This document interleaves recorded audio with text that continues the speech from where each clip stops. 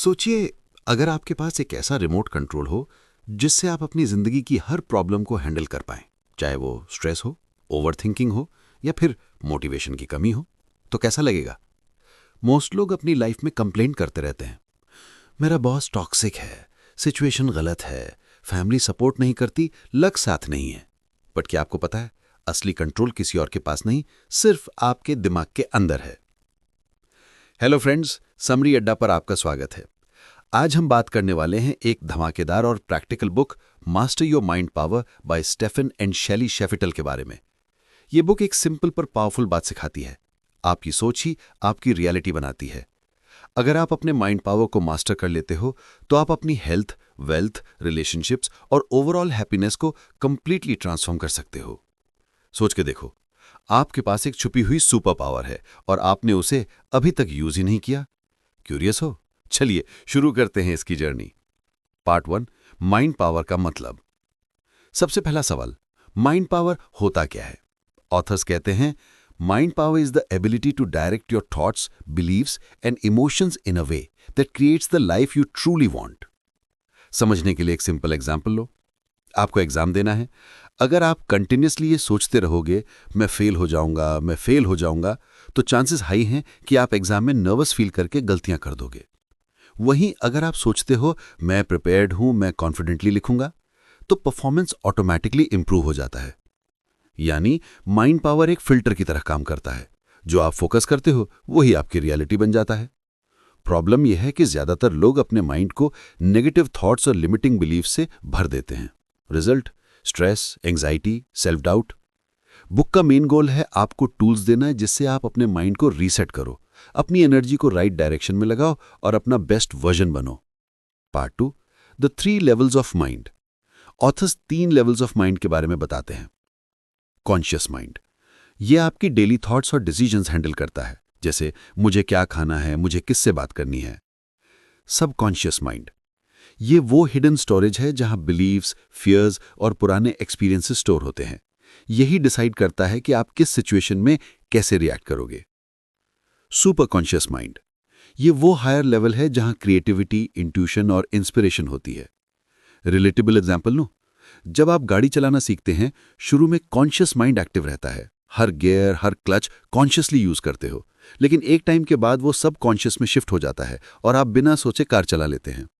यानी अगर आप अपने सबकॉन्शियस को रिप्रोग्राम कर दो तो आप अपने लाइफ के पैटर्न्स को चेंज कर सकते हो।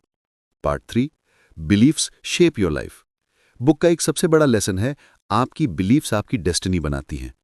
सोचिए, अगर आप बिलीव करते हैं मैं सक्सेसफुल हो सकता हूं, तो आप रिस्क लोगे, अपॉर्चुनिटीज ग्रैब करोगे और अपने ड्रीम्स के लिए मेहनत करोगे। वहीं अगर बिलीफ है मैं कभी कुछ अचीव नहीं कर सकता, तो आप ट्राई ही नहीं करोगे। एक छोटी कहानी। एक स्कूल में 2 बच्चे थे, दोनों मैथ्स में वीक थे। पहले बच्चे का बिलीफ था मैं मैथ्स में डम्ब हूं। दूसरे का बिलीफ था मुझे प्रैक्टिस चाहिए, मैं सीख जाऊंगा। रिजल्ट, पहला बच्चा मैथ्स से हमेशा बचता रहा, दूसरा ग्रेजुअली एक्सपर्ट बन गया। ऑथर्स बोलते हैं बिलीफ्स को चेंज करना ही माइंड पावर को मास्टर करना है। कैसे करें? अपने लिमिटिंग बिलीफ्स आइडेंटिफाई करो, जैसे मैं कॉन्फिडेंट नहीं हूं। उसके अगेंस्ट पॉजिटिव बिलीफ लिखो, मैं अपने आइडियाज कॉन्फिडेंटली शेयर करता हूं।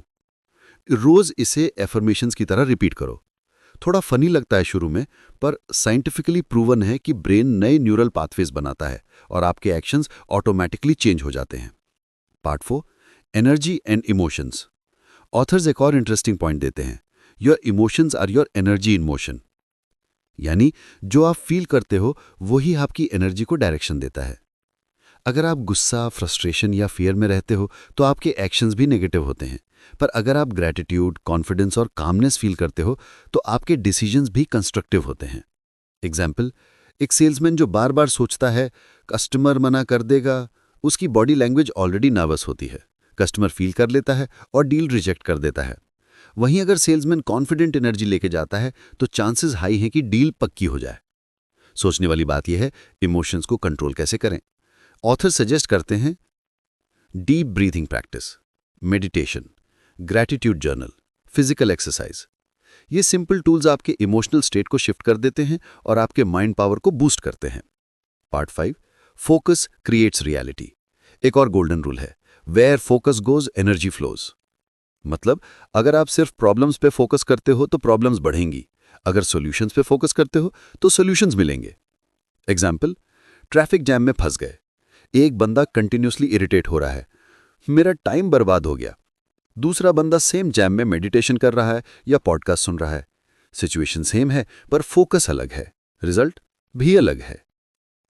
ऑथर्स कहते हैं अपने दिमाग को कॉन्शियसली ट्रेन करो ताकि वो हमेशा सॉल्यूशंस पे फोकस करे। इससे क्रिएटिविटी और रेजिलियंस दोनों बढ़ जाते हैं।